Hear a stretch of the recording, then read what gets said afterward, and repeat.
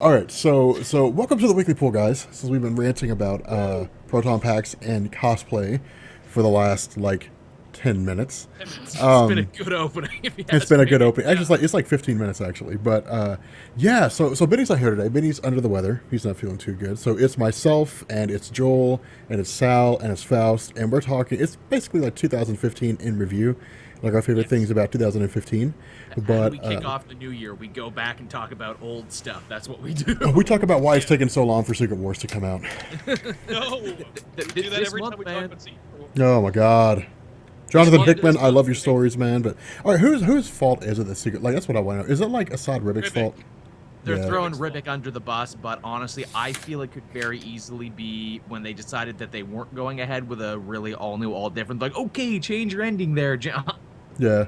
Yeah. But that's what we were all expecting Marvel to just kind of like back out of it last second. Like they do that Oh yeah.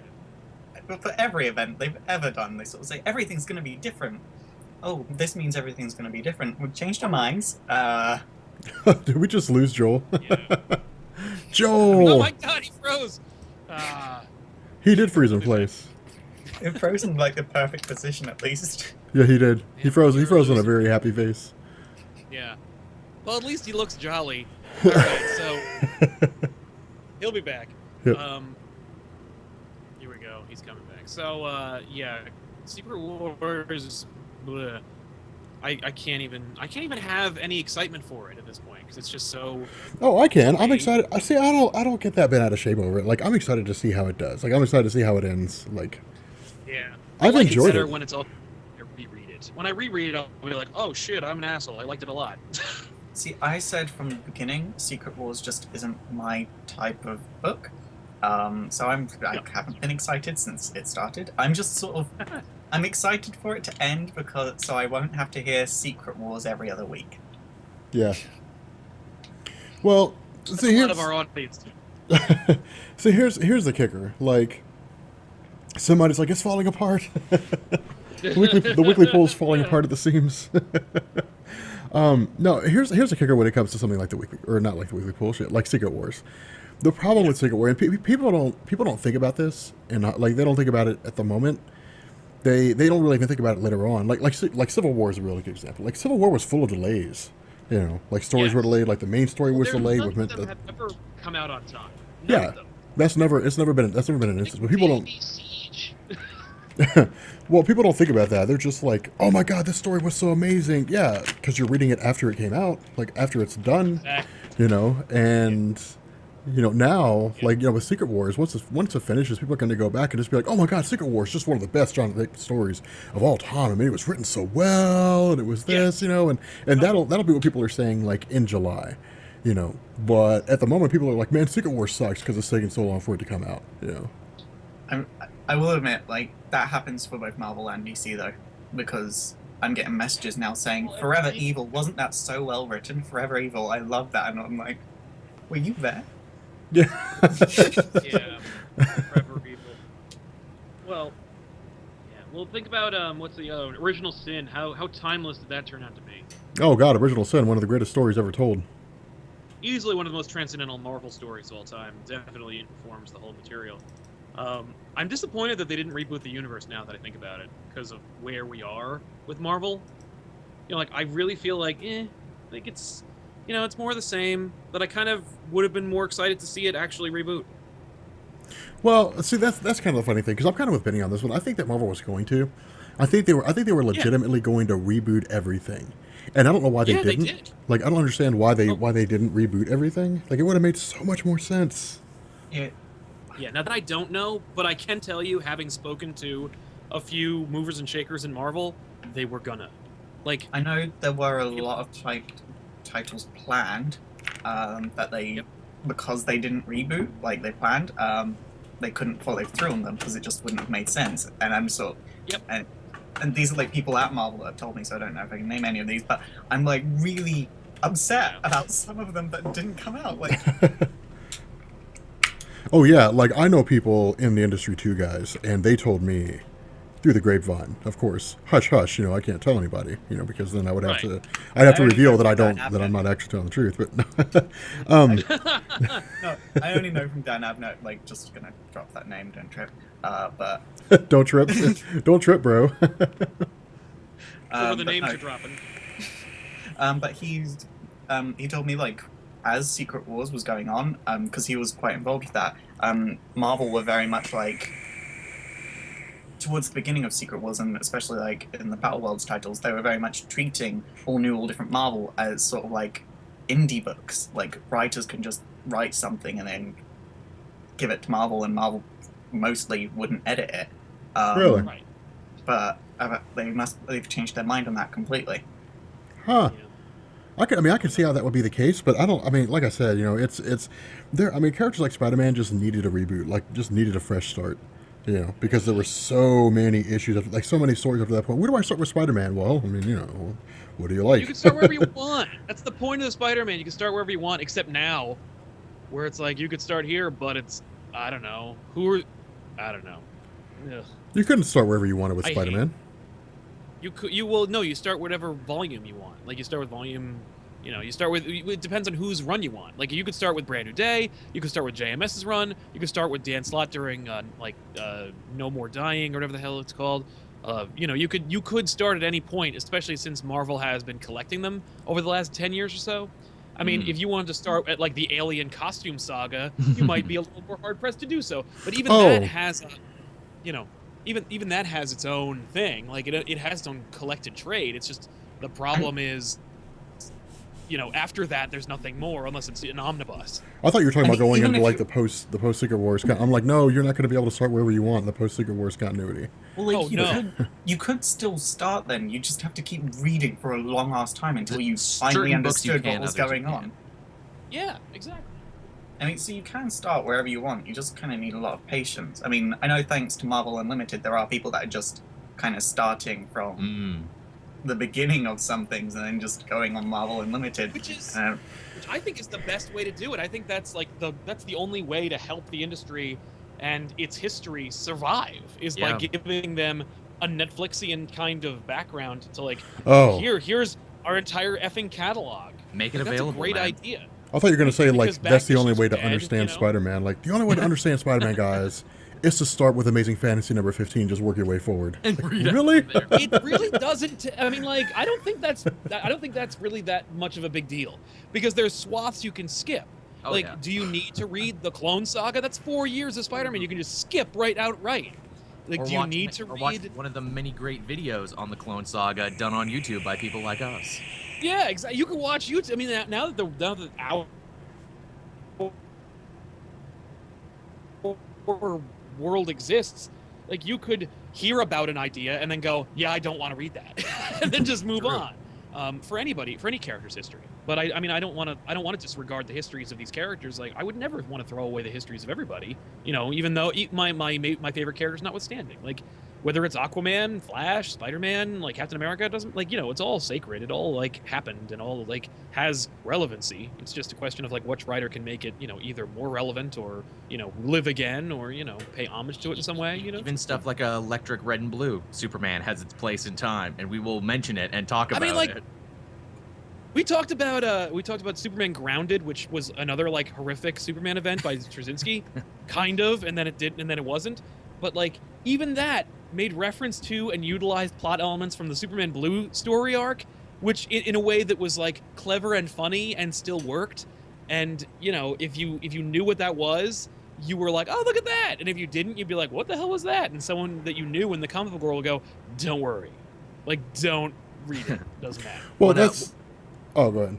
I was gonna say one of my favorite lines about the weirdness of superhero comics and their histories and how stuff keeps happening is probably Jonah Hex from that one episode of Justice League when he's like, "Oh, so you guys are time travelers? Oh yeah, how do you know? I've had an interesting life." I think that's every superhero in a nutshell.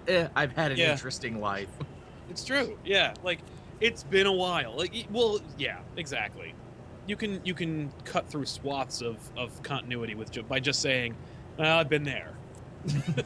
That was weird. Yeah. Well, one of the funny things, this is something that always kind of shocked me. Like if you go to like Reddit, for example, like the Marvel subreddit or the DC subreddit or something like that, somebody will say something like, "Batman versus Superman is coming up. Like, what should I read to get into it?" And like, Nothing. yeah, they'll throw out something Yeah. like really, really ancient, like go read The Dark Knight. It's like, really? Is that your That's suggestion? clearly Like, what he's drawing reference from. So yeah, I mean, I guess you could, you know, yeah, no, but well, like, I think that's why they're saying that, though. It's not just like read The Dark Knight because it's awesome, although I do recommend it. It's also clearly The Dark Knight Returns, but not. hmm. yeah, I mean, sure, like it's the movie is definitely The Dark Knight Returns. If The Dark Knight Returns was a book written by Frank That's- Miller, based off Superman fighting General Zod, destroying like cities in the Yeah. process, and then Bruce Yeah. Wayne being angry because of that and saying, "Now I'm going to go stop Superman." If Oh, that but were the get basis that behind The Superman. Dark Knight Returns, definitely read Dark Knight Returns. But basically, you can read any book where Batman fought Superman, and Which that's the there's a lot. basis There are behind this not- movie. Like, But all the other times that Batman fought Superman, he was under some kind of mind control. Like Hush. no, we don't know. Yeah. No. See, no, you're wrong. See, I'm like that's not I how it watched your works. video. Yeah. I'm read your just book. hoping. I'm just hoping with them starting Justice League with all the characters clearly knowing each other beforehand, that they do JLA like from the 90s Mm-hmm. and start Mm. with like the White Martian storyline as opposed to doing Yes. anything else, because I just think that would make the most sense in the context of what we know so far. But if they don't do that, I'm Right. going to be upset. I mean, even the JLA cartoon show opened it with a Martian story arc, and it worked out True. great. Yeah. With villains that we never saw again, those weird parasite aliens who are like, "Oh, we'll be back," and then you never saw those. And they never parasite came back. aliens again. They just got No, wiped we're out not- by somebody else somewhere. I have to think Yeah, who cares? if Gage was able to keep writing those 2.0 books that they were doing, where it's like, what happened Yes. next with these, I bet they would have touched on those again, those weird parasite aliens. Like, Gage but is as a much as continuity jump. Oh yeah. like as much as I want them to start with the White Martian story, I know that they're probably going to do Tower of Babel or Babel, however you pronounce Yes. it, and that really annoys Yeah. me because That doesn't annoy like- me. Like I would love to No, see a Tower that- of Babel like movie. no, that works for Justice League 2, not number 1. But I know that they're going to do it for number 1. No, you can't start with you have to establish Batman being a friend to the League before you have him betray it. Otherwise, Be it's a like, weird well, yeah, no paranoid kidding. guy. I did this to you. Yeah. You were saying if we got it in a movie, we did get it in a movie. It was called Justice League Doom, and it's one of the lesser animated DC movies. Yeah. I want to see a Justice League movie where they have like the crime syndicate and like Superman lobotomizes like Doomsday. Like That'd be fun. I want to That'd see be cool. I want to see that cartoon show or that what was that was that an episode or was that a movie? I can't Yeah, that remember. was the Justice Yeah. Lords episode. Yeah, the Justice Lords. Yeah, I want to see that episode A like Better in movie World. form. Yes, that's what it was. Yeah. That was such a great episode Amazing. too. It was 3 episodes. It was Yeah. basically a mini movie. Oh, was it 3 episodes? Yep. I Yeah, just it I was just 3, remember yeah. that whole thing. Like So great. yeah. Okay, so anyway, so all right, so the big thing I think for 2015, hands down, I guess would probably go to Marvel, just because you have Secret Wars, you have the Secret Wars tie-ins, things like that. I will say this: the Secret Wars story, I've been digging since day one. It's had its ups and downs. It's had things about it that are just kind of like, meh, whatever. We'll read excellent in trade when it's all done. We'll read excellent entry. Yeah, no question. The No problem that I had with Secret Wars was this: in almost every single tie or every single crossover event Marvel's ever done, you've had tie-ins that you don't necessarily have to read, Oh, but yeah, they of course. fit. Like they fit in, they make sense. You understand what's going on. It was And like the ones that did were still great on their own. yeah, and then it's like you have Secret Wars here, then you have a series of stories on Battleworld that you'll never have to read in your life because Yeah. they're completely Yeah. irrelevant to the main Secret Wars story. And that's something that actually kind of drove me up the wall a little bit, because one of the big questions that people ask is, what should I be reading for Secret Wars? Should I read the tie-ins? And it's like, nope. If it were like any other event, I'd say, yeah, you probably should. If there are Yeah. characters and situations you like, then yeah, read them. Yeah, but aside from that, I mean, there was no reason for the tie-ins, to be No, quite not frank. really. Like they just Well, didn't need to be that's there. my stance. No matter what event you're talking about, It's like, for the most part, tie-ins are a cash grab, and like a way to boost sales for like floundering titles, or a way to like milk a concept in Now, a that being frustrating said, we way. are seeing some I stuff liked- returning, like A-Force will return, Weird World will return. But Can those we are- talk about that? Returning. Can we talk about like we talked about some great stuff from 2015. I want to say that like Secret Wars side, while Secret Wars will probably read great in the trade, in 2015 some of my favorite Marvel titles in 2015 were were Secret Wars tie-ins, like Siege, which I thought was really great. Really, you see, I was bored by Siege. I was more of a Years of Future Past man myself. I put that on my Dude, top I 10 got- list. I was- I got so bored with Years of Future Past. Like, I stopped reading after issue 2. Oh, see, you see, I have me to- too. then I have you to missed say- the two amazing twists in that book that make the series. There were Okay. only 3 tie-ins that I genuinely cared about by the end of Secret Wars. Well, the end of Secret Wars. That was Giant Size Little Marvel, Oh, that A-Force, was good. Yeah. and X-Men 92. See, I tried Yeah, to get into yes, X-Men 92 because it was like, it's X-Men the animated series in comic book form, and I was like, yay, I get to recapture my childhood, and that did not happen. The And fact so that I they was made like, it no. digital was what killed it for me, because I hate that Marvel digital thing where it's like the panels. No, I mean, it move. wasn't only Hurts my digital head. because That you could get it, like you could buy it in later stores. after the fact. You Oh yeah. Right, but it was also still comprised of those panels that like they had to make it work for print, even though it was made exclusively for digital. So it was like it was not the same. It's not It the was same. like- Oh god, you know what? I want to rant Format. for a second about digital copies. So Okay. I made that video on Kamala Khan, and I was talking about how like her physical copies just did not sell well. Like she always sold 30,000 copies or less, and fell behind Right. everybody. And people were like, actually, she sold really well in digital copies. It's like, well, how many copies does she sell? Well, that We don't know, information's but we've been told. She yeah, sells that really information's not there. It's like, so someone told you that the digital copies sell well, and you just assume that it's true. Like, how well. well... I'm sure they do. We Yeah. just don't know to the extent. It's like, well, she sold more digital copies than physical copies. Well, how many more? Because 30,001 is like one digital copy. Okay, sure. You know, like she sold 60,000 digital copies, or she sold 30,000 digital copies, giving her a total of 60,000 copies sold. Okay, she's still not in the top 10 of comics sold in any month that she was published. So, And like- building on that, the real question is why? What do you owe that to? If that's true, if it's true that Kamala Khan books sell better in digital than they sell in physical copies, number one, what are the numbers? Number two, that should be the case for everything. yeah. Unless there's some weird cultural reason why digital versions of Ms. Marvel sell better than physical can't- copies. Because if it's not, I was gonna just really quick. If it's not, it means that there are huge numbers of titles across the board that are selling digitally that we're just simply not being told about, which I'm sure is not true. Because if like let's use like Batman, Snyder, Capullo, if 25% more or there's additional 25% of books are sold digitally of Batman, that should be factored in and told and touted by the industry. Look at how freaking successful the digital model is. Well, we're in the But, middle of a if they're shifting not selling- paradigm, so I think we're seeing the digital market getting taken a little bit more. Oh, I'm seriously. not denying the value of the digital market. The problem is this: I'm if just saying, numbers like, aren't where available, are the numbers? yeah, if numbers are, I mean, if I agree with Sal on this. If I'll stick with that Batman example. If Snyder and Capullo's Batman, let's say let's say that on average it was selling over 100,000 copies. Each issue was selling Yeah, over which it usually 100,000 does. copies. Yeah, so on average, let's just call it 100,000, across the board.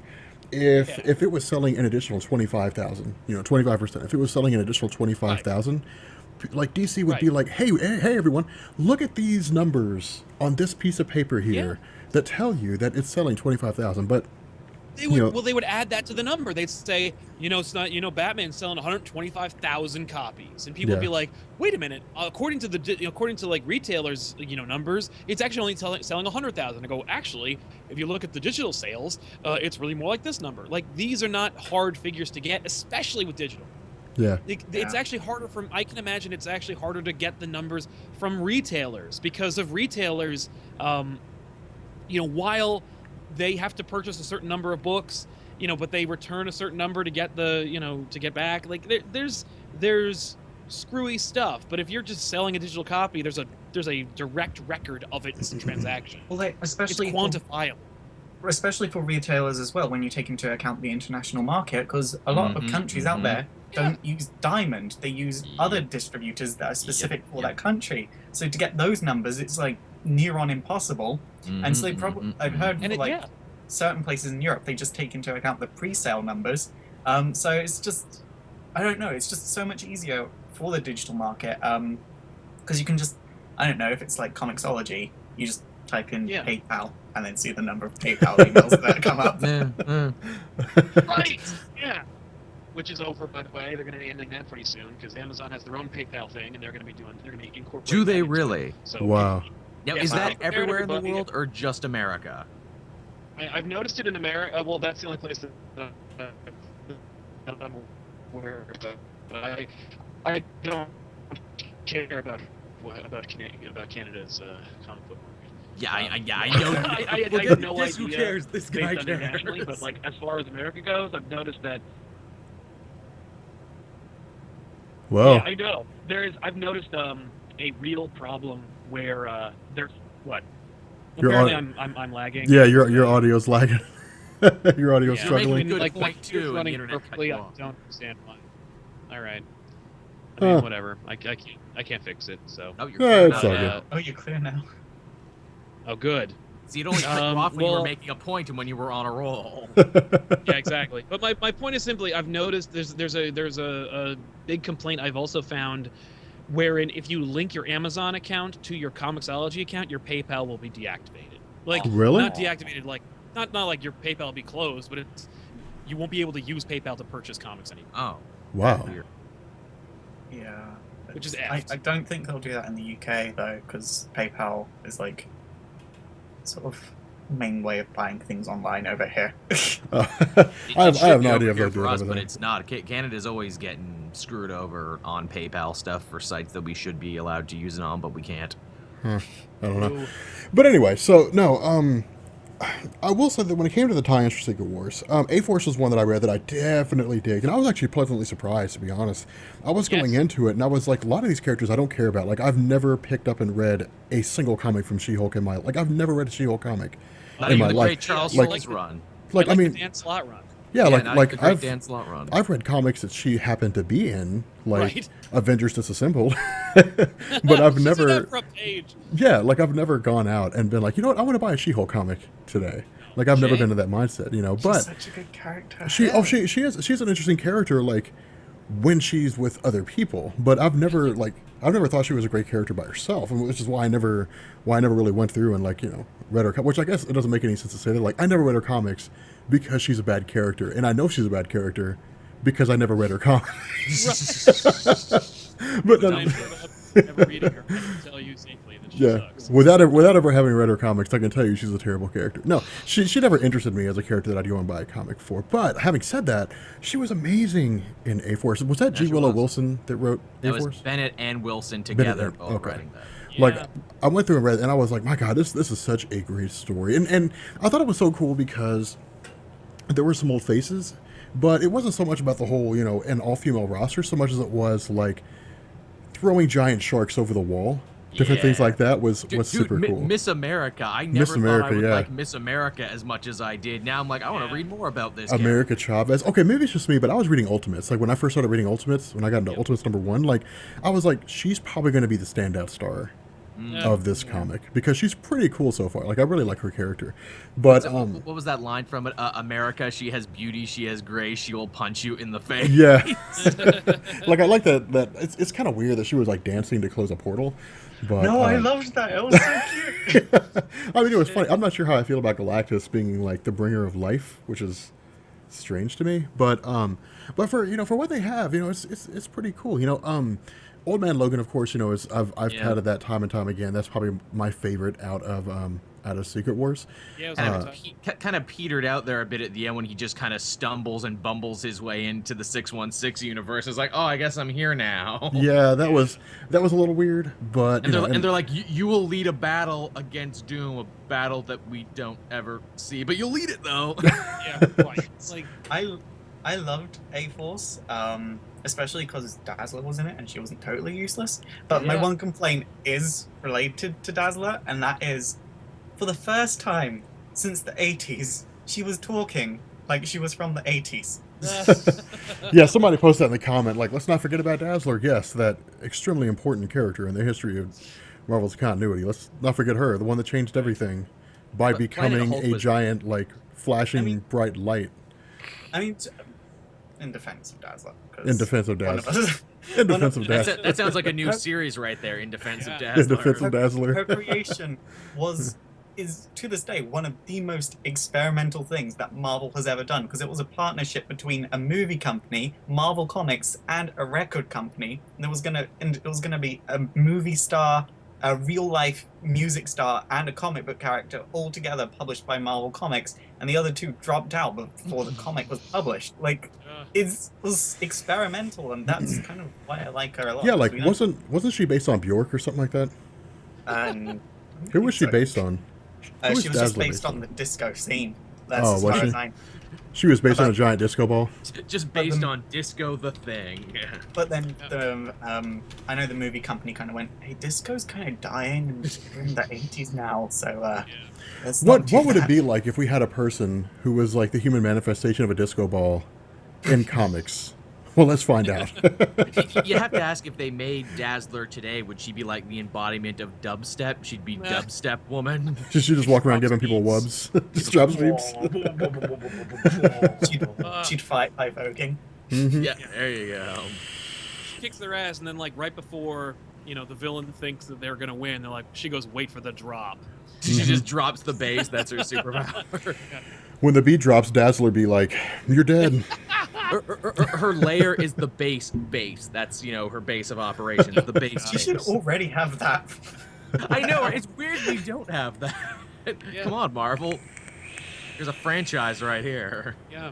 But oh, go ahead. I was gonna say, really quick shout out. There was another title that came out for Secret Wars, 1602 Witch Hunter Angela. It was an amazing title. Margaret Bennett, Stephanie Hans. The current Angela run can't hold this book's dick. It's an amazing title. If it's in trade, go pick it up. It's gorgeous. It's a really cool idea. If you like 1602, it's almost nothing like it, but it's friggin' amazing anyway. Go pick it up. It's amazing. I also liked was it 1782 or whatever, the Western one with all those characters. Yeah. That was 1872. Yeah, 1872 was amazing. that was great, and it's now we kind of get the spin-off of that in Red Wolf, although by spin-off of that we see what happened to Red Wolf and none of the other cool stingers at the end of that book, because friggin' Preacher, Punisher, and like Bounty Hunter Deadpool, the Western versions, come out at the end Yes. of that book, like, and we're going to avenge our fallen comrade Sheriff Steve Rogers, and I'm like, why didn't we see how that story ended? Yeah, no, Red Wolf. Red Wolf. Here he is. Here's Red Wolf, everybody. You're welcome. In the future, and I just imagine Jonah Hex looking across from him from the DC universe, being like, "I've done that. Yeah. You have fun. Good luck. I've So- done that before." I think another story that we need to pay credence to, as one of the best stories of 2015, was Convergence by DC Comics. I liked a lot of the tie-ins. Hands but down, one of the absolute best stories in the history of DC Comics. You guys did a fine job with that story. sure started strong. You know, all right. So, you know what? People kept asking me, like, what did Convergence do? Like, what was the Question. what was the It point of sucked. Convergence? It Convergence sucked actually and ended. That's all it, did. Brought Convergence back the did a lot of multiverse, things. but not really. it It was already okay there. guys. Okay guys, like Convergence explained. Right here, right now, live. Right. We're doing it right now. Yeah, Convergence it explained ripped right now. off the Wizard of Oz with Earth 2 characters. Yeah. No, it didn't rip off The Wizard of Oz, because I love The Wizard of Oz. That's a brilliant movie. All right, it was the Wizard of Oz as told by an idiot. Okay, With, I'll give you that. with no one you care about in it, where they create a character no one cares about, and then invent stakes that people do care about, and give you none of the payoff, and show you none of the battles you want to see, and ultimately ends in a slapdash, ramshackle, rushed fashion, wherein they kind of just gloss over it. Like, clearly they wanted another issue or two, and they're like, it's sinking the ship! Friggin' end it! Just say that, just have Telos say that I'm sure everything worked out in the end, and then I'm a good guy now, out of nowhere. Remember me, the big breakout villain? I'm a good guy now. And Yeah, well, it just ended with DC going, I guess we can use whichever continuity we want now. We're not going to do that straight away like we should be doing just to This is- cement this. But you'll get Lois and Clark will be really good. That was, dude, that right there was the whole purpose of Convergence. Convergence was not designed to bring back, you know, the pre-Flashpoint continuity and erase the No. New 52. It was Even though designed. they teased the hell out of us with It was Sure it was did. designed for DC to come out and say, now we can write about anything. Yeah. Like, They really, you know what? we did a package on Crisis on Infinite Earths, and Crisis on Infinite Earths was basically just DC's way of explaining that they're going to start over again. They're like, no, we're Yeah. going to reboot everything, but they knew that, or they thought that readers would flip out, so they created a story about it. And Ethan, my co-host, brought up a point where he was like, why don't they're a book publisher? Why don't they just do what they want?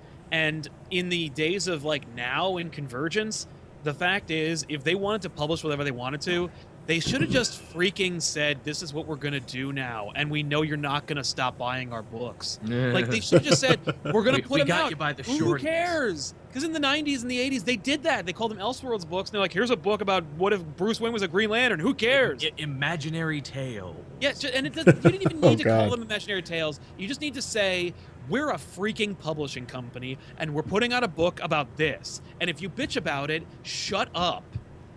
well, Like, but okay, you know, but that's the whole you- point. That's the whole point, if though. you have, Like, oh, I was gonna say, like, if you have clout, like if you're in charge, be in charge. Don't give off the illusion that we're in charge and like give us this phony baloney power that we all like cling to and then complain about. Oh, you know, if it actually doesn't accomplish anything. Like, being a fan is meaningless if A, we have no control over anything that happens in this universe, and B, like, we have zero respect. And the fact is, like, at least if we were treated with no respect and they said, I don't respect you and I have no use of your ideas, at least then we know where we stand. But if they So make wait- these stupid events, no, like So people what you're do saying is, know Sal, where they is stand. nothing happens on purpose and we're all gonna die. Come watch TV. yeah. No, like, okay, no, like fans of comics do know where they stand, and I know that for two reasons. One, because of Wally West, and two, because of the New 52. Like, DC came out and said, we're rebooting everything, and fans were like, no, but we love the pre-crisis continuity. And they were like, so? Yeah. Sorry about your luck. And then they launched the New 52. And then, like, you know, Barry Allen came back, and they were like, well, we want Wally West. And they're like, okay, here's the Wally West. And they're like, well, that's not the Wally West that we want. DC was like, well, sorry about your luck. That's the one you're getting. And either But you're then going to buy those but then comics at or the you're same not. time, people complained DC into not doing anything with that Wally West, and like they used him for like one story, and now they It is haven't done weird, anything isn't it? Oh, because yeah. people hate that Wally West so much, including Yeah. me. Like, it's got nothing to do with that character's race being changed. It's got nothing to do with the fact that he's not ginger. It's got nothing to do with the fact that he looks different. It's the fact that he's written like a totally different character, and he should have a totally different name if he's not going to act like the character that he is. At least all the other New 52 characters are aspects of their original selves, whereas this one just is not anything like the original. And I wouldn't have a problem with that if there was one thing in common, just one, but that Wally West is so shit. And It's that was kind of the if it was well written as well, but it's not even well written, it's just bad. And I guess that was like the Convergence tie-ins in a nutshell. Where it's like, okay, all you old fans, here's a taste. Here's a little tasty taste here. Here's Green Arrow back with his liberal politics and everything. And here's, Yeah. you know, Roy Harper, and we're gonna like kind of justify his actions, but not really, because we don't want you liking this guy more than the guy we're writing in the other book. And hey, here's Barbara, and she's back in the wheelchair, and she marries Dick Grayson, and isn't that nice? And there you go, and that's the end. See, I never There was your little understood. taste. But if those books sold like gangbusters, if there really Oh, yeah. was a fan community that wanted those things to happen and they bought the crap out of those titles, then by God, if you know you're going to sell like 10,000, 20,000, 60,000 units per month of this title, release the damn thing. Like like your money talks, you know what I mean? Like we were talking about renew your vows and how like, whoa, Spider fans buy this and maybe they'll do it. Number one, no, they're never going to do that. And number two, like, that book sold like gangbusters, and Marvel still's like, yeah, well, I don't care. Like, there's Oh, no, like But Regent exists in the main universe now, guys. No. So Yeah, we accomplished that. I do have to thank Convergence for one thing, which is the Teen Titans book, like the new Teen Titans book, sold really, really well, and because of that, we got Titans Hunt. Which is Right. another good book. Yeah. No, like, with the whole Renew Your Vows thing, like Dan Slott, Dan Slott did a interview about that, Yeah. and they asked him about the whole thing of writing Renew Your Vows, and he was like, well, of all the stories, like I was basically told you can write whatever you want to about Spider-Man, except anything to do with like One More Day, Peter Parker being married to Mary Jane Watson. Like you can write about anything, but you can't touch that. And so that's why it never got written. And so when it came around to Secret Wars, like he said that he was talking to Tom Brevoort, and he was like, man, you can write whatever you want to. I don't care. You can do any story that you want to.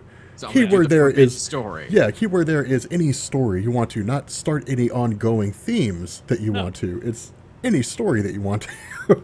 And so you wrote Renew Your Vows. But no, see, I don't understand, and maybe it's just me, but I never understood why people get like so tied up into a singular character. Like Wally West. Let's talk about Wally West. Wally West is a good example. He is the perfect example.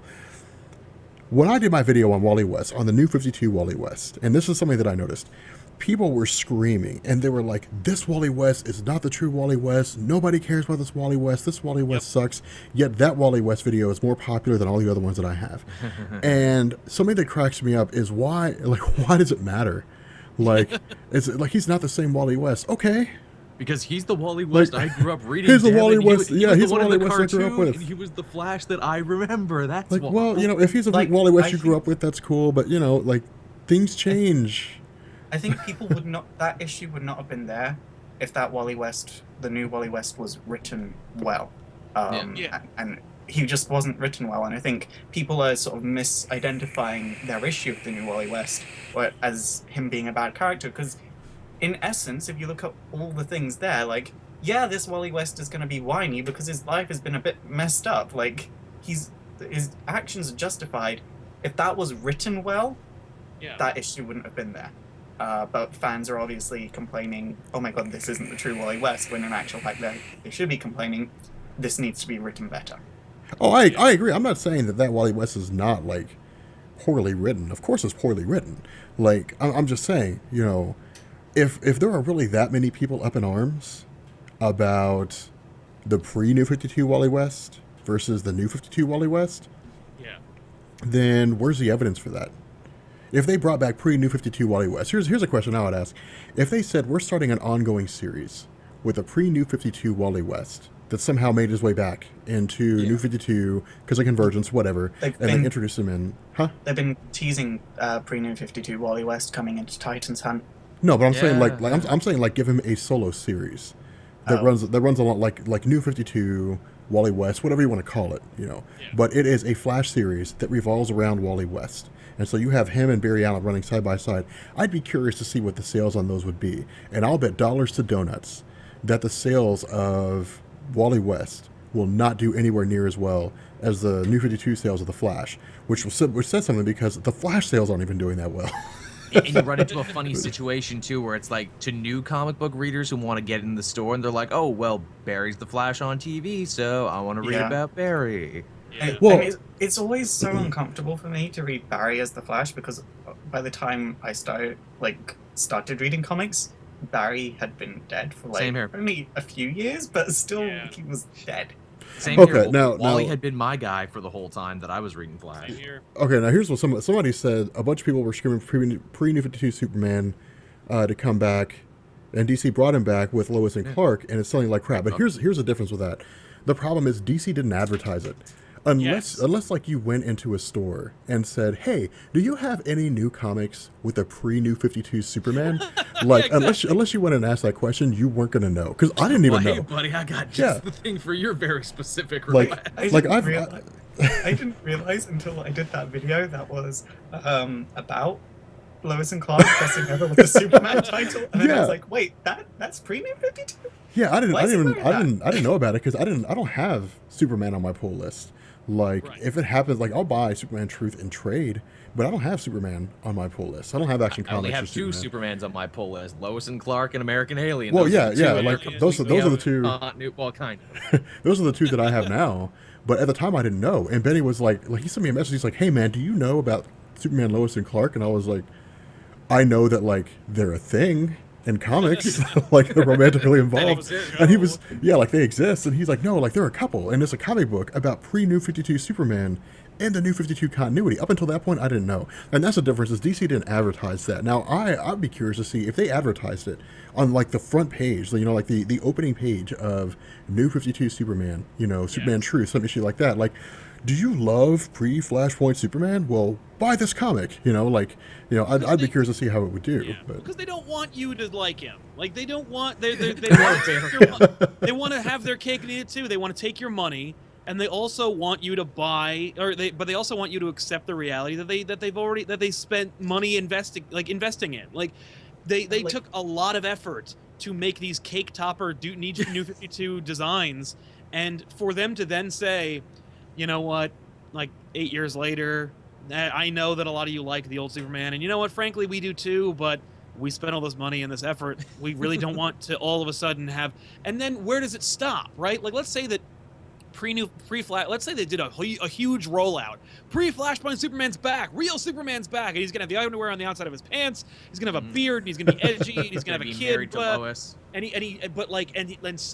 they do a huge thing where, in truth, at the end, New 52 Superman freaking dies, and That's then pre-Flashpoint Superman steps in and becomes Superman, and everyone's like, yay! You know, like Hal Jordan might be exactly the same as he was, you know, Batman might be slightly different, but at least we have pre-Flashpoint Superman. Where does it end? Because then all of a sudden, the fans then say, oh my god, we did it! We managed to invoke this much change. You can't give an inch, because once you give an inch, they'll ask for a mile. yeah, they'll ask for a mile. Where's my Wally West? How come, you know, where's my Tim Drakes? How come all this? I notice I'm naming all the things that Faust wants, but like, where are all the things?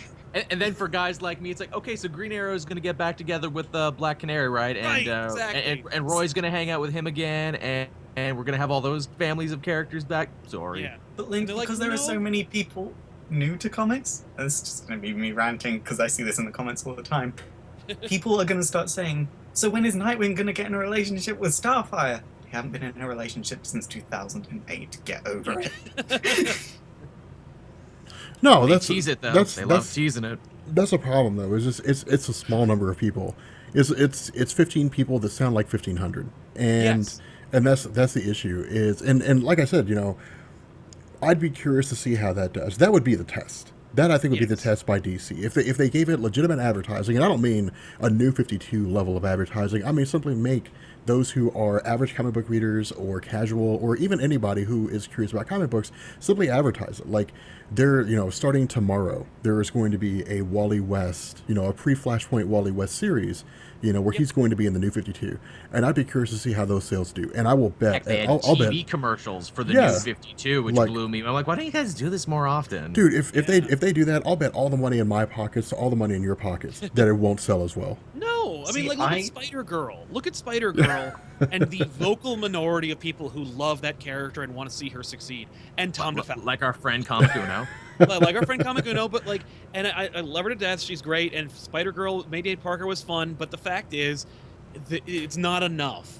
Like, the amount of Spider-Girl fans, it's impressive. Like, I would love to have that many people love my channel, but at the same time, it's not enough to sell books. No. And it's an even a harder concept to sell. Okay, Spider-Man? Okay, now he's like single and stuff. Well, about 20 years ago, he wasn't, and they made a decision for him to have a baby, but like then they changed it. But in this alternate reality, she not only Her baby survived was but also fine. is a teenager now. Like, there's so much that you have to accept in order to get to issue 1, and there were over 50 issues of that title, and it's like, who's gonna pick up issue 48 off the rack? Like, nobody. Nope. I'm sorry, they don't sell. It's a hard concept already. Like, we're having trouble selling books about characters that have been around for 100 years. Like, we're having trouble Yeah. selling Green Lantern books. We're having trouble selling Wonder Woman titles. We're having trouble making Wonder Woman movies, and you want an alternate reality, not really born Spider-Man daughter show, or Yes, comic or yes, movie? Please. Well, no, that'd but, be like- cool. Okay, like I'll go. Okay, once upon a time when we were having this podcast, Sal, you made a point about original graphic novels, Yes. and you said, why not write more of those? And Yes. and that's something. And here's why I agree with that. Silver Surfer Requiem. Let me tell you Yeah. guys something. I don't know how many of you guys in the chat right now have. I've got a video on it. I don't know how many of you have read Straczynski's Silver Surfer Requiem, but it is amazing. It is probably one of the best Silver Surfer stories that you're ever going to read. I don't. Was that Alex Ross art? I No, feel it like- was. I think it was Gabriel Delato. Oh, okay. But It's their Alex. It's Marvel. It used to be Marvel's Alex Ross, and then he Yeah. took two. They just hired Alex Ross. but no, like it was. It's an incredible. It's probably one of the like most powerful stories that I've ever written because it's literally like a 5-part series about Silver Surfer coming to grips with dying, and it was a really good a really good story to read. Oh, And it was Ribic. Oh, it was Assad Ribic. Yeah, is it really? Oh, okay. He strikes again. But like Book original, took forever to come out. yeah, like original graphic novels that stand by themselves, that are just there and they don't tie into any existing continuity, are amazing because then you don't have to worry about where it stands. It's simply just there, and you can just or- read it, and you can enjoy it if you want to.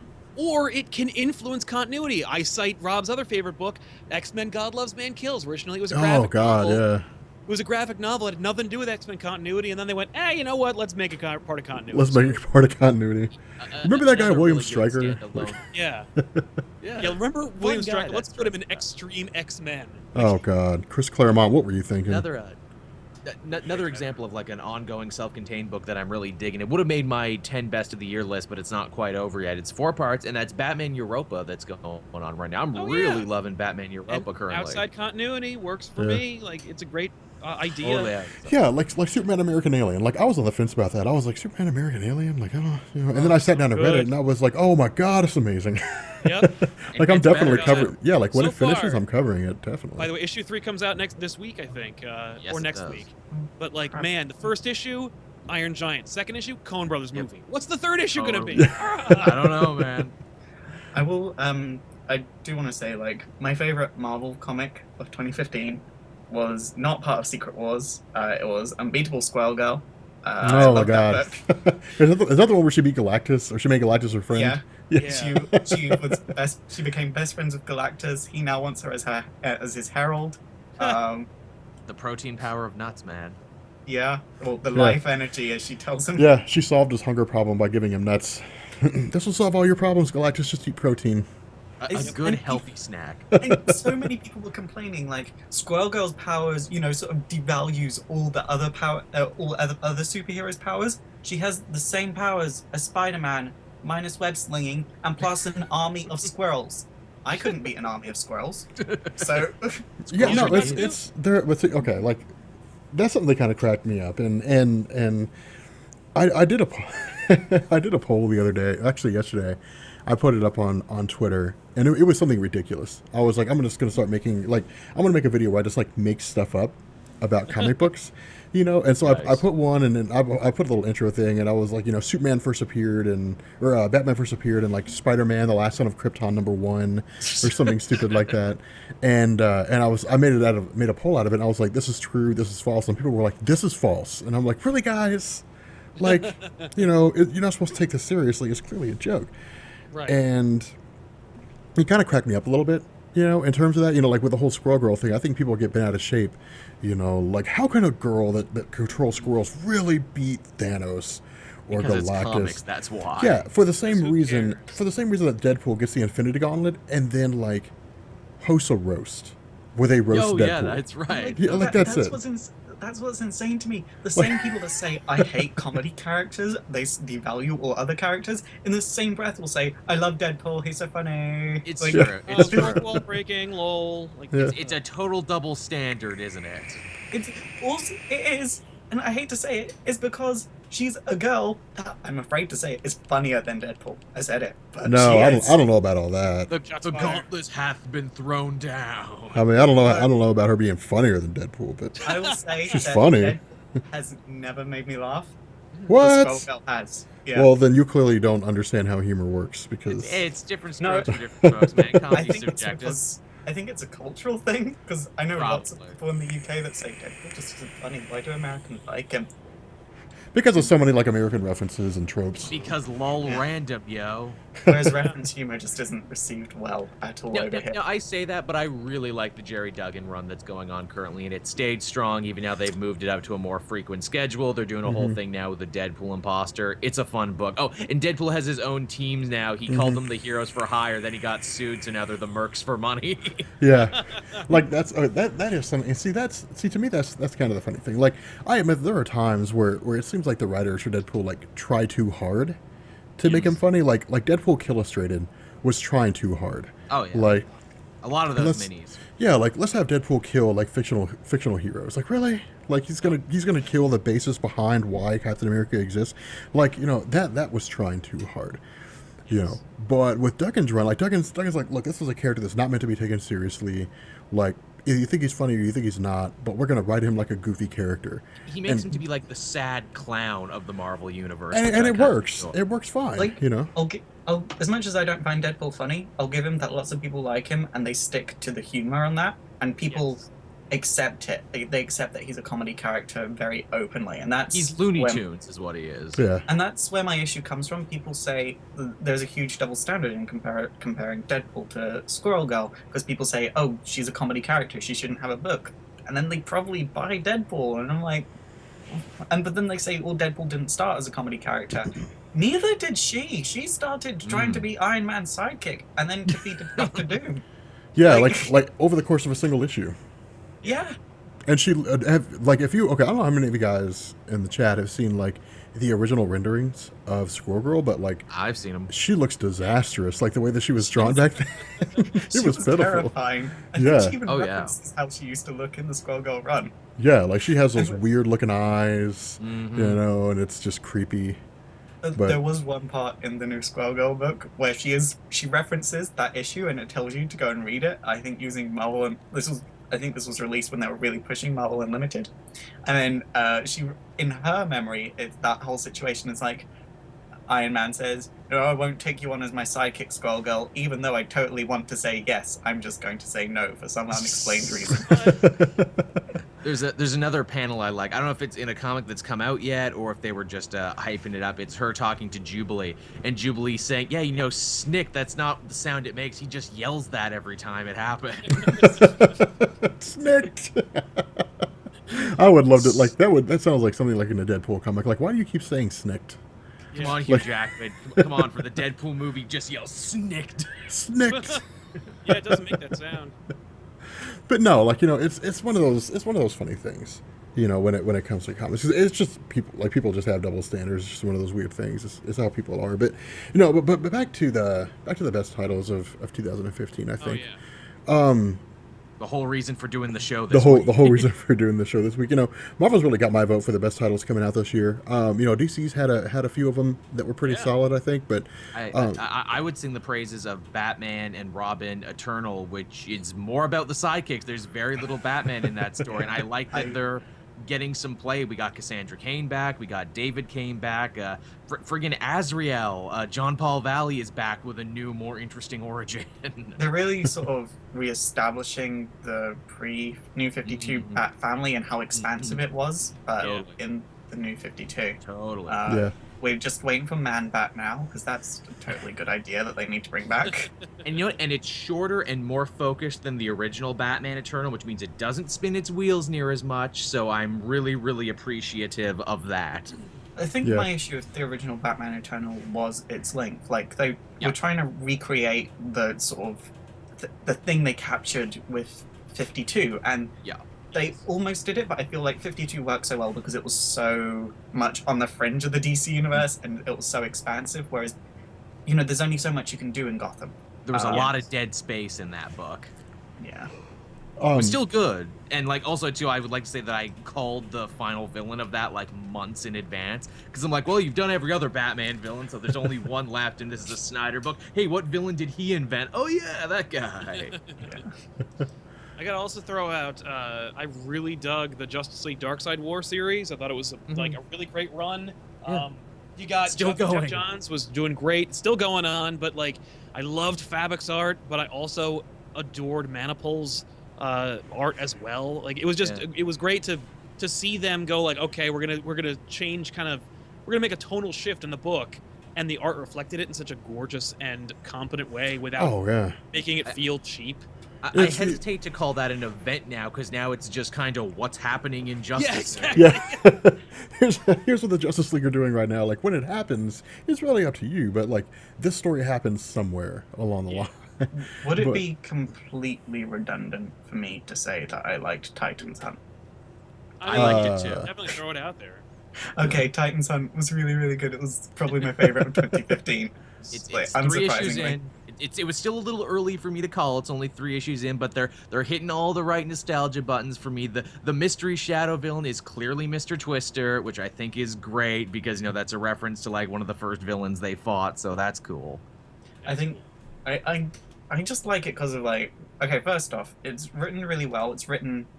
It focuses on emotions, then does Yeah. like a page of action. Yeah. Then is emotions. Like that's almost every issue, which is like, so it's like a total soap opera.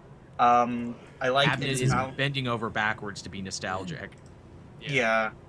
I mean, I think even though it's bending over backwards to be nostalgic, it's still In a good would way. appeal to newer readers. Like it's not Yeah, just like a pure nostalgia trip. Like because you can't like nostalgia isn't substance; it's an addition to something that already exists. Yeah. I think the art for me is a little bit generic though. Yeah, that's the weakest point of that series, unfortunately for me. I just Yeah. feel like it just doesn't hold up. I think Yeah. I know she hasn't done much yet because we're only 3 issues in, but I weirdly like Donna Troy in this series, and I was convinced I was gonna completely hate her after her introduction. Yeah. But no, I'm sort of like, I can get into you now, Donna. No, It was nuts. funny for me because I Yeah. read none of the Wonder Woman stuff, so when she shows up in Titan Hunts, I'm like, hey, Donna Troy's back, only for people to tell me yeah, she's been back for a while in the Wonder Woman book, and here's all the stuff you missed, and I'm like, I'm just going to treat it like she's back now. Yeah, well, you know Oh, what? I- She's back to me, so whatever. Like, I totally made fun of that Wonder Woman book when she came back by saying, and then Donna Troy turns up in a Wonder Woman cosplay. Well, something else I also want to point out too, and I don't know how people in the chat are going to feel about this, but I want to talk about Superman Truth. The Superman Okay. Truth, I felt like was a story I consider this to be one of my top stories of 2015 at the beginning. Like Yes. Superman Truth was an incredible idea at the beginning. Like, what if we don't necessarily take away all of Superman's powers, but just reduce them to like a really low level? To the golden age. to the golden age, powerful exactly. than a locomotive, can leap tall buildings. Exactly, can't to where he's fly equivalent to 12 his Golden Age counterpart. And that, Yeah. I thought, was such a great idea. And the issue kind of feels like it's turned into your typical villain of the week Superman story, and like the magic of the idea has been lost. But at the time, when it first came out, I thought it was done so well. Like there was, why is he losing his powers? What's going on? He can't access the Fortress of Solitude. Lois Lane was the one that ratted him out. These were all really cool concepts that I thought came together and could have created something better. And I felt like maybe maybe DC wrote themselves into a corner where they were like, we're at this point now with this great story, but like, where do we go next? And that, I think, is one of the biggest issues that DC faces, that like comic book creators as a whole face, is it's not necessarily the idea of what's the end of the story, like what's the end goal. It's, well, what can we just do right now? Like what can we do with Superman right now? Because like over the span of the last 4 years, Superman is going right back to where he was before when we the other killed part- him. That he just doesn't matter anymore. People Yeah, don't care so the, anymore. The other problem is, I think that the real litmus test for an idea is like, does it work? And the proof is maybe this was a really strong idea that outlasted its half-life. Like it really should have ended. It maybe it's a graphic novel length. Maybe it's like 5 to 10 issues, and then you stop. And Yeah. now a lot of This these is- DCU ideas like these, radically redesigned and changed characters, they're all now kind of getting, okay, wrap it up by 50, guys, because we're going to Yeah. put it all back by 50, so wrap it up. Yeah. This is why I say, like, I understand that comics are a business and they need money. Mhm. I totally understand that. But at the same time, the huge focus of money, I feel, is harming the creativity.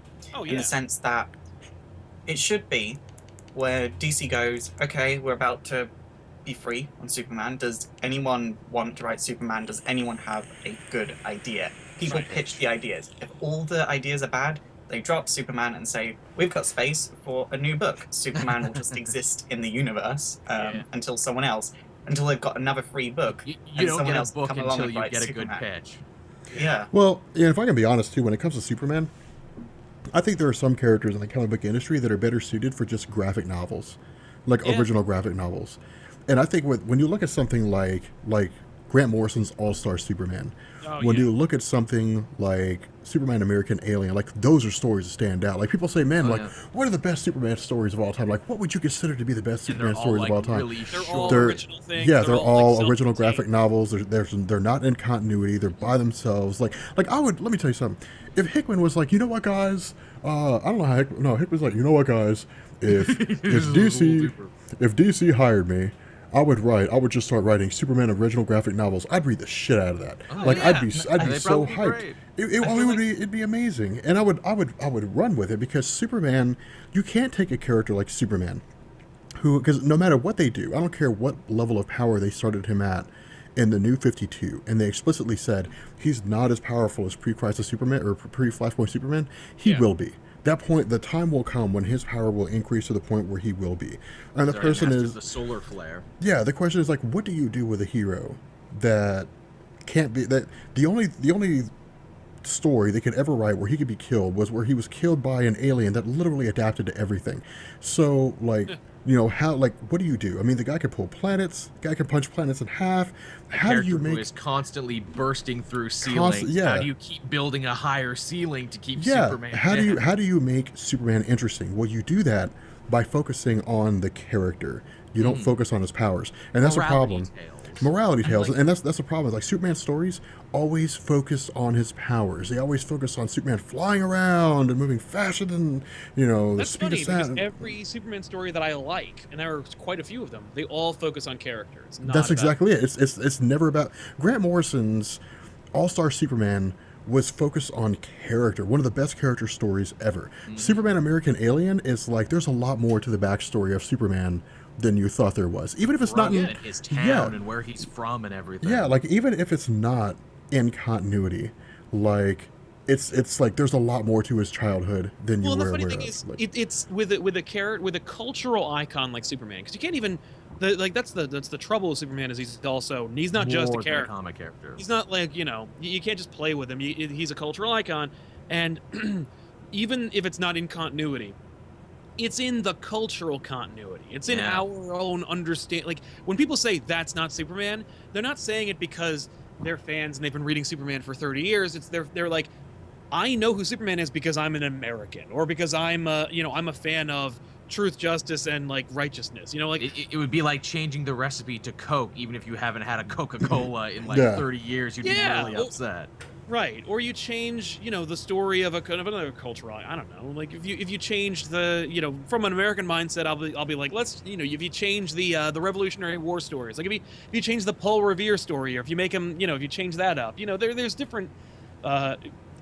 Everybody has their own cultural identifiers, and so they're all. Gonna have I don't know, man. I think the Paul Revere story could use some updating. Paul Revere gets on his hover bike and Right. then, goes Well, if- riding out into the night. If he's on a hover bike, that's fine. But if he's a different character, if he comes from a different background, that He's a heroin addicted jazz musician. yeah, that Who's precludes actually him Sandra from Bullock. yeah.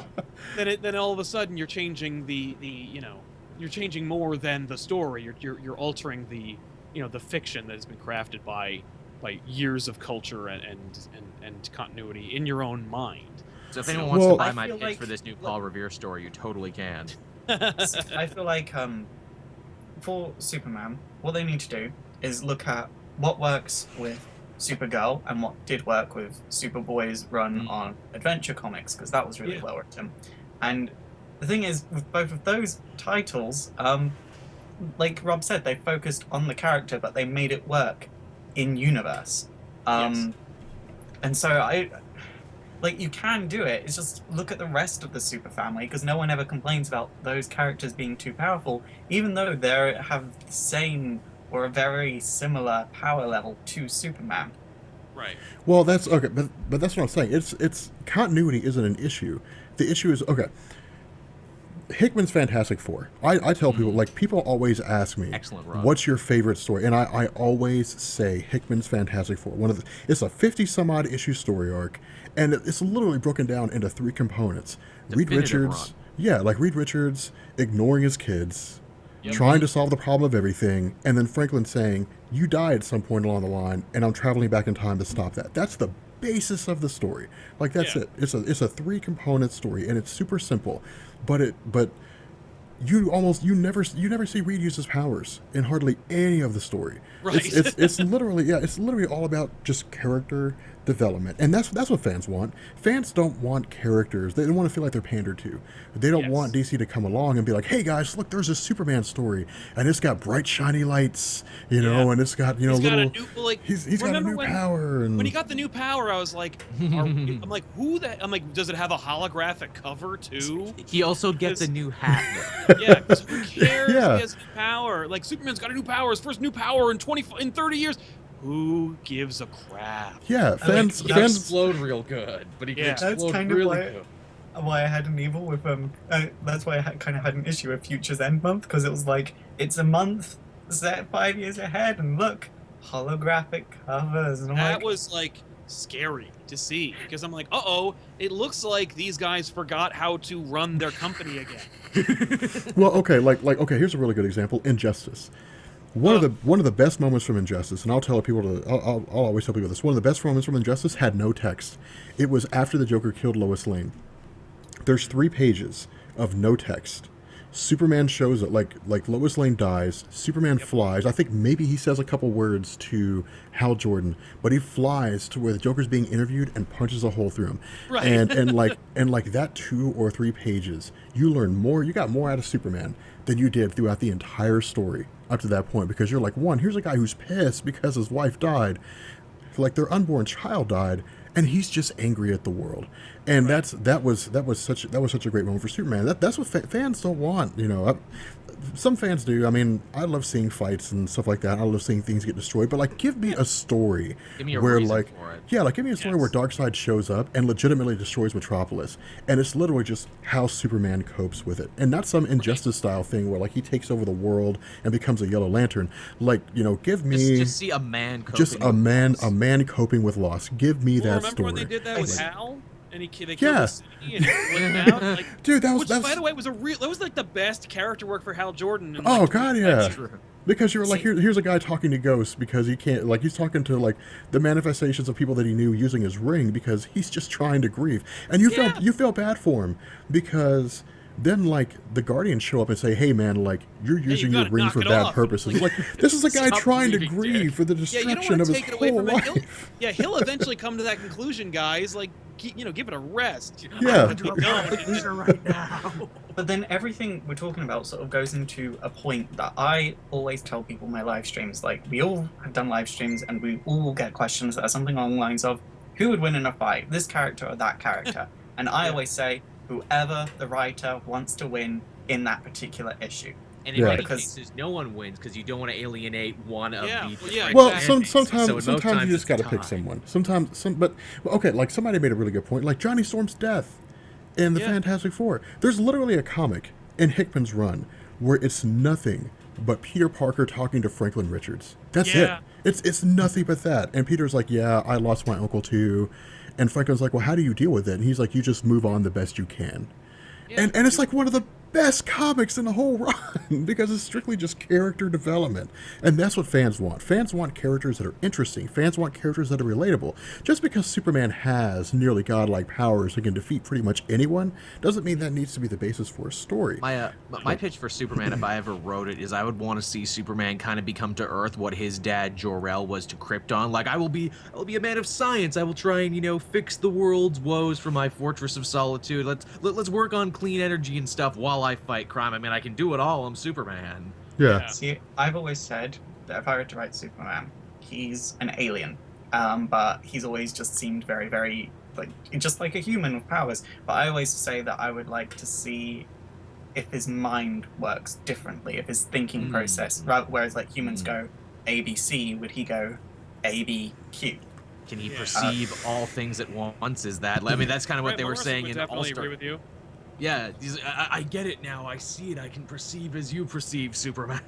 Yeah. I mean, like my pitch for a Superman story. I don't know if this story has been done yet, but my pitch for a Superman story would be like an original graphic novel.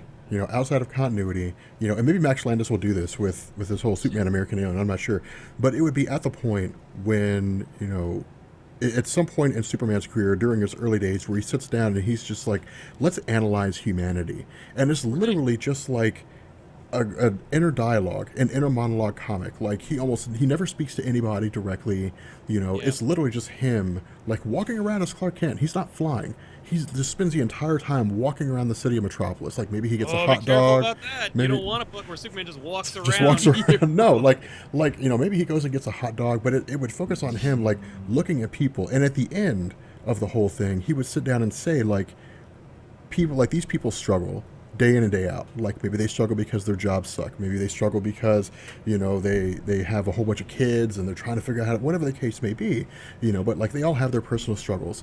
They need something to look up to, and then he becomes Superman. Like maybe that's but that's the story that I would write. See, That's a good see, pitch that's because I don't know if kind they've of- ever done the "Is humanity worth saving?" Yeah, Superman that's story. what I'm saying. Like like is it worth it to become Superman for the do they deserve it?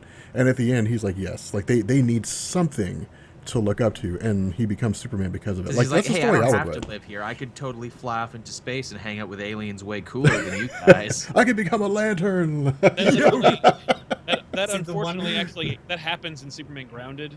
Oh, really? The spirits of Earth and water show up and tell Superman Oh. like, "You don't belong here. Get out! Like this isn't your world." And then Superman basically says, like if you hurt anyone here, like if you just like they're like, we will destroy all of humanity to get you out of here. And he's like, if you do, I will survive and find another Earth.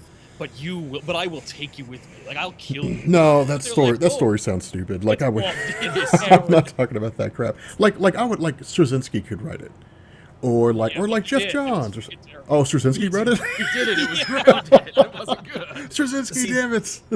The one book that I have always wanted to see from DC, and I want this more than Secret Origins, because I know Secret Origins was kind of put there to give you the origins of the character and to develop them a bit more, but they didn't really develop anything. It just sort of pandered to audiences, and I had a huge issue with it because of that.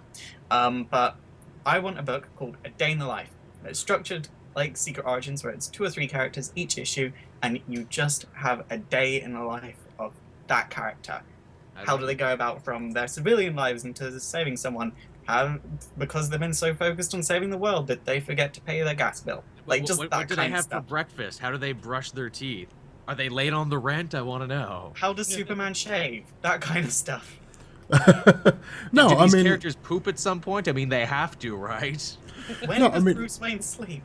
yeah, like I like stories that make characters human, and I don't, and I like that idea, Faust. I mean, that's not necessarily what I would do. Like, I'm not sure. I'd be curious to see how Superman shaves, although it would be kind of interesting to see how Superman shaves. See, the more you think about it, the more you're won over. Do, to this, and you're do like, well, Kryptonians actually- grow facial hair?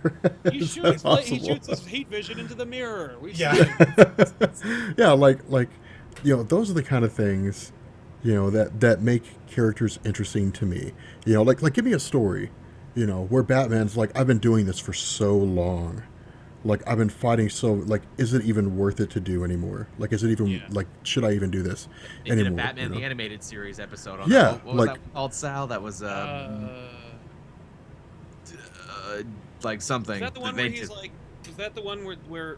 Which one was that? Was that the one where it's an appointment in Crime Alley, or was it the other No, one? it's the one where he's got to go save Gordon from the Jazz Man, who's a really lame one-off villain they had who keeps the Oh time. no, I never saw that. Case. Yeah, man. I think People that don't was- remember it because it's a lame villain, but it I think literally was just opens called. up- I think it was just called I Am the Night. Yes, it was called I Am the Night. You're right. Oh Yeah. yeah, I don't remember seeing that one. It's a good But no, one, you like should look like that's the kind of story that I would read. I would read pretty much anything about Batman, but that's the story that would stand out to me is like this is an amazing story. Like just give me a Yeah. story where Batman struggles, where he's like, I don't even know if this is like I've lost my parents, like I have somewhat of a family, but they don't really even trust me anymore. Like I fight these villains, they always get out. Like, is it even worth being Batman anymore? Like Yeah. that's the kind of thing I would read because I think it'd be cool, Well, I mean, But- like you could legitimately you could just do a book where Superman or Batman is like, in a world of Superman, why do I even bother? yeah, Eh. yeah, that'd be a great story. Yeah. Yeah. And then you could have people being like, well, maybe it's because you're crazy too. Maybe it's because you're selfish and you get off on beating up the mentally ill in leather, you weirdo. Yeah. Superman, like Batman's been in a mental institution the whole time. I did. They did that in an episode of Batman the Animated Series too, Yeah. Dreams in Darkness or whatever. Yeah. I did see a Wow. comment in the chat a little while ago that's like the issue of comics at the moment is that they're trying more and more to be like the movies with these epic fights, and I would say that's true, especially for the X-Men, because the Yeah. X-Men movies are terrible, but for some reason the comics are trying to be more and more like the movies. I'm like, no, stop I'm what you're enjoying the new doing. run. I'm excited for Bun on Uncanny this week, getting to see him hop back in the Magneto saddle and tell more stories with him. Yeah. Yeah. That'll be interesting. Also, to more credit, well, we're given credit for books this year. I really liked what Sean Ryan did with Suicide Squad. He made that from a book that was a chore to read to a book I actually enjoyed reading because he brought back the themes of governmental corruption, backroom dealings, and the fact that most members of the squad don't like each other very much. Yeah. Also, big ups to Benjamin Percy in Green Arrow for bringing back his liberal politics, bringing back his little sister from the Jeff Lemire run, and also telling a story about AIDS without really telling a story about AIDS, which I thought was pretty interesting. Where it's like, dude, you're getting subtle on this. I like it. Man, we need some more. Like, we need to go back to the days of snowbirds don't fly. We need some like Neil Adams and Danny O'Neill. Like, here's the cover of a kid shooting up heroin. Like, that's the cover of the comic. Like, Oh, you mean that cover that I have up on my wall that I got Neil Adams to sign because I love that cover so much. That one. yeah, like Good one. I mean, like Percy's trying with, like, he did a whole Ferguson story too, which is funny because when Superman did a Ferguson story, Fox News and everyone picked up on it, but when Green Arrow did it, nobody cared. that's because nobody cares about Green Arrow. And Green Arrow did it in the same week too. See, I was so worried once they got the TV show writers to take over Green Arrow. I'm like, oh, I guess I can't read my favorite hero anymore. But then Percy and Zurcher came in, and now it's actually worth reading again. And thank them for that. But yeah. so- Also, I want to just throw a shout out to DC Bombshells by Marguerite Bennett. Oh God, yes, Savage. I've fallen behind, but it's so good. what is such a that? What's great DC book. Bombshells? DC Bombshells is basically like an alternate history book, and it's like a 30s serial kind of adventure book about the reimagined DC Femmes from Aunt Lucia's designs, and Remember the it's- variant covers they did for Bombshells? Yeah, where it looks like they're 1940s. Oh, like pinups. Yeah. Pinup Yeah. girls, yeah. Well, they did a book where like they're characters and they do stuff, and it's set in And the it's 40s. really and it's interesting. really That sounds amazing. It is and amazing, and it's Batwoman is very- allowed to be married to her girlfriend Maggie Sawyer in that, which I'm like, wow, they didn't let them do it in the main universe, but here in this they let. Yeah. And it the happen. ironic God, man. thing is that is back. This is back when gay people weren't allowed to be a thing. I know, Yeah. right? I know, right? Dude, No, it's these like pinups a- look like something you'd find on Pinterest. The, Also, too, man, love the updated Wonder Woman origin story in that Yeah. book. Twist my arm, it's the best version of Wonder Woman you can read right now. Really? yep, easily. Yeah. Yeah. Huh. Dude, they make Steve Trevor interesting in Bombshells by making him a dude overcoming PTSD. I'm like, wow, that's more than you've ever had in like anything. Yeah, no, like whenever they had Trevor, like that's one of the things I was curious about. Like they're gonna have Chris Pine play Trevor Phillips apparently, or whatever his This name. one's Yeah. having a war zone right now. No, there's a helicopter flying by, but no, they're What gonna did have you him. do, Rob? They're gonna have him play Trevor, and like in every version of his character that's ever appeared, in every comic that he's ever been in, it's always been like, you're the guy that banged Wonder Woman, right? And he's like, yeah.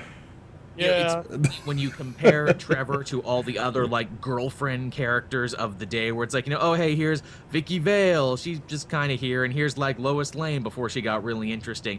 Steve was one of those guys where it's like, oh, it's the boyfriend character, only where Vicky Vale and Lois Lane got more interesting and got layers and depths and stories and everything. He Trevor was got a nothing. show. Yep. Trevor just kind of tagged along. That's why I think it's perfect that they got Chris Pine, one of the blandest actors of our generation, to play one of the blandest comic characters of all time. It's really Yeah. perfect casting. I will. Yeah. I guess while we're looking in the same vein as comics, am I okay to give some shout outs to cartoons that are sort of related to comics? No, you're not okay to do Important that. security Well, I'm message. doing it anyway. Well, Um, because I Please have call some the movies number here, provided too. as soon as possible. I guess. You will important security Steven message. Universe, I know. Yo. get a Please shout call out the from number Ian provided Joel. as soon as possible. And You this will is sort be- of like a latecomer, but I really want to shout out about it. Miraculous Ladybug. Such Never a good seen show. I've heard it's getting a comic. It was in French for months and it's only just been released in English, but it's really, really good. There's some interesting French animation out there. They do some cool stuff. Oh, Huh. in every French cartoon ever where the city gets destroyed, at the end of every episode, the city is restored to perfect health somehow. It's Like magic. a cultural thing because Zutelor. no, because it's in the story. Like in Code Lyoko, everyone, like they went back in time at the end of every episode to get rid of all the destruction. And then in Miraculous Ladybug, she has a power that's called Miraculous, and then suddenly everything that's destroyed is repaired, and everyone is safe. Well, that's awesome. Awesome.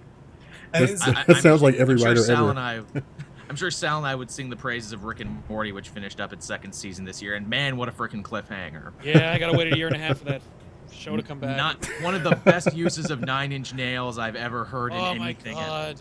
I will That- let yeah. you down. I will make you hurt. Wow. It was clearly made by a guy who was born in the early '80s. Like Mhm. clearly, based on the soundtrack and the cultural references, it's amazing. So good, so good. Great show. Also, hey, Moonbeam City. I'm probably the only one who watched that one. Rob Lowe, really funny show, destined to be a cult classic because I don't think it's gonna get a second Oh, season. no question. Tiffany watches a little bit of it too. I can't stand it. It's really funny. I like Will Forte in that. I really like that it looks like a Duran Duran cover of the show. I think Yes. that's cool. Huh. Awesome. Oh, Awesome. Adam Ruins Everything was another funny show. I'm sure you've seen him on Yes. his college humor videos that he does. Well, he got to have a whole series called Adam Ruins Everything where he picks a theme and tells you why you're wrong about everything on it, why all conventional wisdom is wrong. And the final episode was on the theme of death, and he's like, and this is why funerals are a scam, and this is why we're all gonna die. Yeah. Well, that sounds very uplifting. It I totally guess- was. I guess one of us has to be that guy, but Bee and Puppy Cat, both the animation and the comic, were brilliant, and everyone should be reading Bee and Puppy Cat. It's about a girl named Bee and a puppy cat. I like that Makes sense. because Ashley Birch is in that, and I like Ashley Birch. Huh. Well, that sounds awesome, man. Yeah. Hey Rob, what have you seen or read or would like to talk Cool about? story, guys. Rob's like my channel. I've been working on my channel. Dude, okay, so sidetrack for a second. I just want to throw this out there. I went to go see The Hateful Eight. That movie was boring as fuck. Yeah. See, I saw. Hateful I did not think I would like it more than you guys. I kind of like it a little bit more than Django, honestly. As weird as Oh, it is yeah. to say it, I thought I it was like it. I less almost self- like it more than Django. It's, I want the chat to know about this. Rob mentioned The Hateful Eight in our weekly full Skype chat the other day, and I said, I went to go and see Joy, and literally the conversation about The Hateful Eight just went on. I was like, was I the only one that saw Joy? And I posted on Facebook shortly after that. I went to go and see Joy. It was really good. No one liked the post. Am I the only person in the world that has seen Joy? I think you might be. I don't. What is yeah, Joy? Like, I did don't not even know see what that Joy. is. That's the vacuum cleaner salesman. No, I have not seen it. The vacuum It's, cleaner salesman. Yeah, it It's- stars Jennifer Lawrence. I had no idea what it was about before I went to see it, and I What? really enjoyed it. It's about a woman that starts up her own business and decides that she's going to be strong and independent, but she has a baby, and it's really cute, and yeah. The Well- funny thing about Joy is I remember looking at the poster for it and it said Lawrence on it, and I'm like, now is that Martin Lawrence or Jennifer Lawrence? I'm not sure. And then I thought to myself, why don't they make a buddy cop movie that's Martin Lawrence and Jennifer Lawrence together on a team? That would require That- Martin Lawrence to have a career again. Oh, Martin. Not being confined to Santa. You know, there's a really good premise for a Martin Lawrence film. Let's have him be a thief who breaks into a police station to steal a diamond. It's like Yeah. watching Norbit with Eddie Murphy. It's just a train wreck. Yo, but what about National Security with Martin Lawrence and Steve Zahn? That is a staple of late night television. Oh my God, Big Mama's Hunger Games. Now there's somebody put that in the chat. Anyway, guys, so I guess we're gonna wrap this one up because now we're just kind of ranting about movies. Yeah, exactly. But Hey, it was stuff that came out in 2015. Yeah. yes, there was like anything around Star Wars did not do well. Oh yes, So- Star Wars movie came out. That was cool too. Anyway. Yes, Yeah, you know, it was alright. You know, I those still haven't comics seen it. are pretty okay. You know, all of them in this great new universe with new continuity that also pays homage to old stuff. Dude, you know, I just want to throw this out there with the Star Wars film. This is something that I was kind of expecting, but also kind of shocked me at the same time. Like, I felt like Disney was like, if you want to understand everything that's going on in the movie, you need to go buy the comics. Like, I don't feel that way. I See, mean, the if- comics are really good. I don't think they withheld any information from me or no, but nothing. the movie felt like I went into the movie. Like once I got out, I was like, this movie felt more complete now that I read the comics. You know? Really? That's Yeah. cool. That's good though. Like Oh, that yeah. should have Yeah. like that's what supplemental material should do. It's the whole point of doing a multimedia blitz, which is what they're it shouldn't doing. hurt the movie though. Like it shouldn't make the movie less complete, but it should augment the movie experience. Well, that's kind of how I felt coming out of it. Like well, if people didn't see the movie, they're gonna or didn't read the comics, they're gonna come out and just kind of be like, "Oh man, that's interesting." Yeah, Who the hell is Poe Dameron? Who's Now, Poe that said, Dameron? Who cares? Because he's cool. Like, Mhm. I Yeah, was exactly. Oh, I love We're Poe talking about Dameron's Star character. Wars. Oscar gotta stop. Isaac, man. Yeah, we gotta stop. We're talking about Star Wars. Well, no, it's okay. We can save it because Poe Dameron, Oscar Isaac, is also going to be Apocalypse in the next X-Men Yes. movie. So ain't that something? Yeah, Wh- and he was in which- Ex Machina, and he did a great job. Okay, Jennifer Lawrence has been reported in saying that apparently she refused to do any naked scenes as Mystique in the next X-Men movie. Why play Mystique if you don't want to get naked? Like, She's right? so done. I love the fact that she's so done with those movies. Like halfway through Days of Future Past, you can tell she's like, "Yep, done with this. She's Too like, good Wait for this." a minute. Yeah, I feel like she won an Academy Award, and she's like, you know what? Like I won an Academy Award. Now I can do That was the anything. moment. It's like That was the no, moment. there are a lot of people who have won Academy Awards that went Yeah. on to do nothing. So And they're also What's even better you have a about those couple of- X-Men movies is how they Yeah. like totally work themselves around to who's ever big at the time. Like it was always all about Hugh Jackman. Then it's like, oh, she's an award winner. We'll make everything about Mystique now. Yeah, I remember thinking to myself when they were like, "It's all about Mystique" in Days of Future Past. I'm like, why? and then what annoyed me was Halle Berry talked down about the X-Men movies. Then in the She sure next did. one, she complained that she didn't get enough screen time. And so they She- cut funding from the costume department to give Halle Berry more screen time. And a new haircut. Her job Wow. is to complain about things. Remember her haircut? Remember how important Storm's new haircut was to the plot of X-Men 3? I remember them mentioning it like outright for no reason. Like, I know. hey, I like your haircut. And she's like, yeah. Also, That- do you that like would- the fact that I dropped my accent and stopped trying? That was in her rider. In the rider, every character on screen must compliment Holly Berry's new haircut. Oh wow. my god, Halle Berry sucks. Apparently, Anyway. Guillermo del Toro's doing like a Troll Hunter series on Netflix. No, he's not. Yes, I heard that. But Dude, it Troll sounds Hunter. also- Troll Hunter was really good. If you guys never saw it, like it's Yeah, really oh, yeah. good. It's Cool interesting. idea. No, I just don't believe that Guillermo del Toro will make anything. Like, He put that on his list with the other 100 things he plans to do this year. yeah, don't ever agree to help him move or pick up anything from the airport. Like, he will disappoint you. Sorry, man. You know, I slept in today, and and I got stuck at my house. That is. Yeah, you filled didn't with call me though. Michael- You didn't tell me. You just made a big deal out of something and then you left me hanging. I for years. feel like he's gonna be one of those actors where like or one of those directors that like in 15 years people are gonna be like, so what have you done recently? It's like, well, I mean, I did Pan's Labyrinth. Yep, I did Like, that 30 years ago. I did It's like, that. and Was it Pacific Crimson Rim, Peak came that out this year? happened.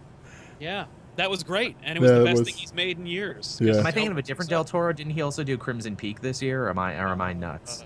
He did something, yeah. I Yeah, think he did was Crimson it. Peak. Yeah. There I you still go. love how he was on Dark Universe, and then DC were like, yeah, we got Del Toro. And then he left, and then DC were like, well, we're still doing Dark Universe. Yeah. And I like because that project fell through. It seems like we're not going to be getting a new Dark Universe comic anymore, even though they promised it was coming. And now they're like, oh, well, no movie to tie him. That will screw it then. Yeah, that was legitimately. I saw his name on that book on that movie. I'm like, nope, none of we those are also, happening. we also don't have Mystic U, which was like the one part of DCU I was looking forward to, and I was like, Yeah. where's the Mystic U? I like that Mystic U is a mystery too, where it's just like, what's it about? We don't know. You're gonna have to read it and find out. It's very hush hush. It's very secret. Yeah. Well, So apparently, secret doesn't exist. so apparently it was about Timothy Hunter and a bunch of other teenage magic users in the DC universe learning how to use their powers, and I was like, great, that means Timothy Hunter. We're gonna have that. The Coven of Three. I forget all of the individual characters' names, but one of them was Zachary Zatara. So I was looking forward to that, and then it didn't happen. So they canceled a Faust book. They're like, ooh, Faust might Yeah, enjoy this. We they- better cancel this. Yeah. They cancelled a book that was essentially made for me. But yeah, okay. So anyway, guys, we're gonna wrap this one up. At this point, we're just kind of ranting about stuff. Yeah, Second time. But we should be back next week to Yeah, talk about stuff, comics, I guess, whatever is there.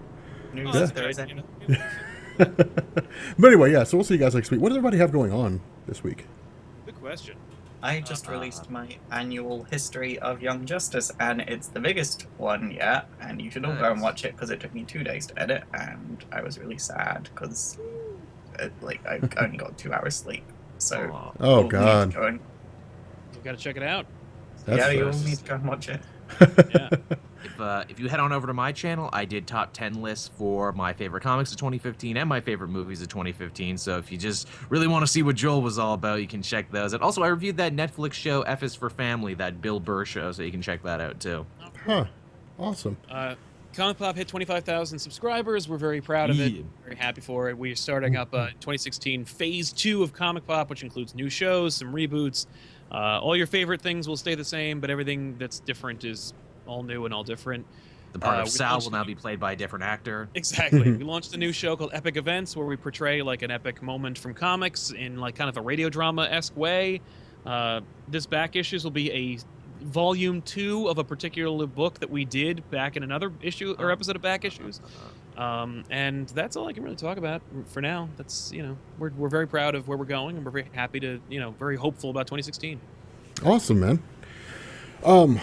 Yeah, I'm doing the Death of Superman like tomorrow. Nice. And dude, okay, I maybe it was just me as a kid, like considering it to be such a huge thing, but Yeah. I never realized how fast Superman died Yeah. in the comic. Like it's literally like open, Doomsday dead, and then it's like, wow, okay. Well, I mean, like, you mean like that? Well, he also destroys the lamest Justice League ever, and then kills Superman. Yeah, like Booster but Gold before anyone cared, and Fire Yeah. and Dice. yeah, no, but Wasn't it's Ray like on- that Justice League as well. I think so. is who? Ray. Oh yeah, and like Martian Manhunter is Bloodwind, like Yes. it was one of those weird things, but no, it's literally like 2 issues in, and it's like, well, Superman's dead, Yeah. so I was like, well, I don't remember this being as long as No, well, they Thought didn't it drag it was. out. They're like, well, if we're gonna kill Superman, we better kill him. Let's move on. Okay, now it's a world without Unlike Superman. today. You're for a friend. Let's do this. yeah. So I was like, well, Whereas- I guess like maybe I'll do the aftermath. Yeah. I don't You know. can really sum it up in like one video. Yeah, and then some guy showed up, and a you know, Fantastic Four joke showed up dressed like it's just like a robot at the end. I mean, the aftermath was interesting that it allowed Superboy and Steel and Yes. Cyborg Superman and Eradicated. Eradicator. Superboy was just kind of like, "I am Superman, everyone," and everyone was just kind of I'm like, the "Yeah, you Metropolis are, and Kid." so are all of you." yeah, like Yeah. Bret Hart Superboy. Oh With yeah, his bulletproof the shades. glasses, I love yeah. the Eradicator's Bret Hart shades. That's Dude. amazing. It was Yes. nuts. No, I was talking about Superboy. Like with the no, he reminds me of Shawn Michaels. That's who he reminds me of. Okay. With like his 1990s, Sexy boy. it's like, yeah, doing his dance and stuff. Like he was supposed to be on Chippendales. Right. It's weird, but yeah. Anyway, so I didn't realize it was as short as it was. So I'm just like in the video, I'm just gonna be like, hey guys, this is a lot shorter than I remember it being. So like Yeah. in this video, Superman will die. But You know, spoilers, but he dies at the end. he dies at the end. Like You could goes make into it a a Kryptonian 5-part film. series and just be like, Uh, "Part 1, the." the part 2 death. But no, and then on Friday for my indie video, or I guess non-Marvel or DC video, Right. I'm gonna do like One Punch Man apparently. So Oh, cool. Ah, yeah, everyone's in love with the One Punch Man. I guess it's weird. So I'm gonna like people have been asking me to do One Punch Man, so I'm like, all right, well I guess we'll do One Punch Man. So Right, here you I go. love Yeah. One Punch Man. He punches the shit well, out okay, of people. explain. Like, tell me why. Like, why is one? Okay, those of you guys in the chat and Faust, answer this question for me. Because he can why- beat literally anybody. Why do people like One Punch Man? I think it's just because of the anime tropes. I haven't seen something that was that willing to make fun of anime tropes since Boba Boba Boba Boba Boba. And Great name. Wow. yeah, it's just like it's anime has very specific tropes that you don't see made fun of ever. And so for a show to come along and sort of do that, it's not common, and it's fun when it does happen. Yeah, people are like it's a parody. Like, Yeah, it has the action of DBZ and the hilarity of Dragon Ball. you won't get it unless you're a fan of anime. and that's where I think lots of people are saying, why is everyone saying this is funny? Because it's not funny unless you know anime. There's a lot of inside jokes going on in there. Well, that will definitely have to go into my video then. Like, and if you happen to not think this is funny, then it's because you don't like anime. So you probably You shouldn't. just make it anymore. don't get it. That's why. You just don't understand. You don't understand humor. We're on the outside. You're on the outside. Looking in. Yeah. But anyway, guys, so yeah, we're going to go ahead and bounce off here. But we'll see you guys next week for another episode of the Weekly Pool. Benny should be back by then.